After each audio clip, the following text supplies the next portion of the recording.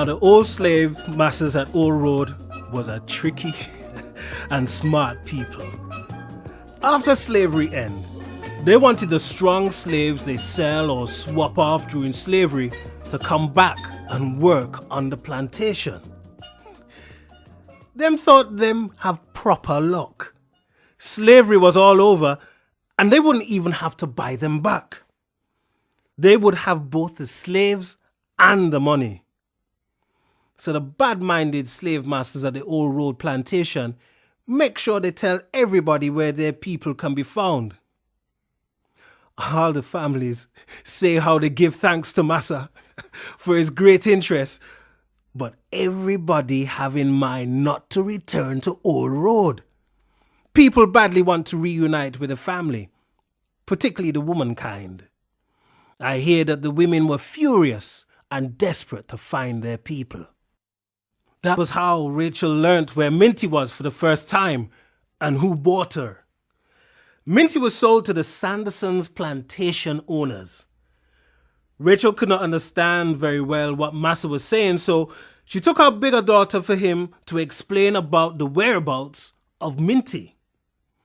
Rachel understood then that Minty was at Sanderson's estate, but neither Rachel nor her girls knew where Sanderson's was, for they never put foot off the Old Road plantation.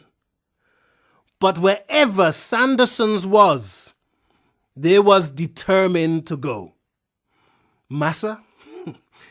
He did not hesitate to explain again and again how they could reach Sanderson's.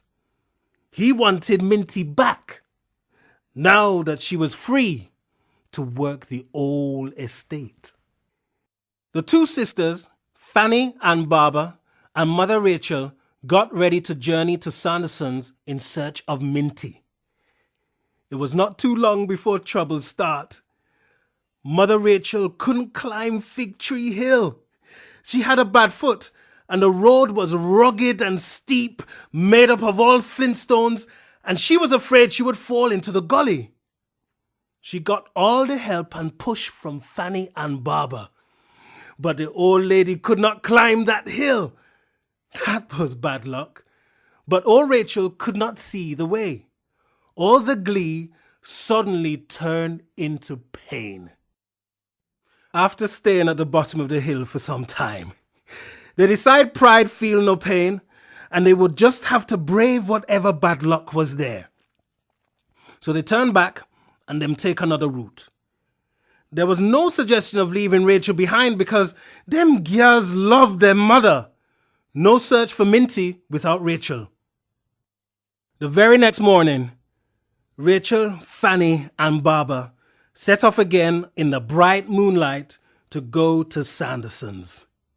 This time, it was a 20-mile journey through Erling's and Boland's and Otto's estate, and then onto Briggins Road through Freemansville and Sanderson's.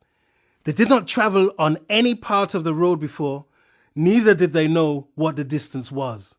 The road was stony, but with very little hills to climb, no rising of any significance. The journey went fine up to the time they reached a church. Old Rachel was afraid to pass that church, for she remembered one Good Friday when she was with some other slaves and they get licks because they linger at the old church road. Rachel wanted them to get off the road. Slavery was just over and fresh in her mind.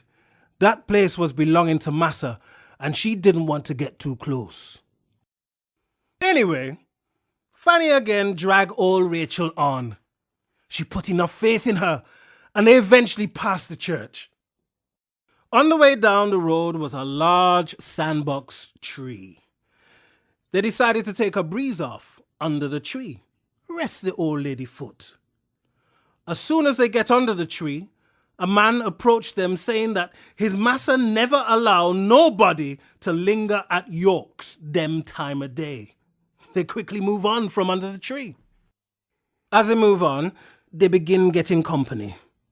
It was getting on to morning, so people was travelling to and fro. When them reach Otto's estate, Fanny and Barbara want Rachel to again rest the foot. By daybreak, they have full knowledge of the remainder of the journey and exactly where is Sanderson's. When they leave Otto's, the road was busy with people travelling up and down. It could have been more tiresome, but the company on the road and their determination helped them forget the pressure. When time come, them was well disappointed. The people at Sanderson's knew Minty, but she was no longer at the plantation. She was sold to Massers at Betty's Hope. On hearing that news, Mother Rachel burst into tears, and so did little sister Barbara. Them nearly have a fit. Would they find Minty after all?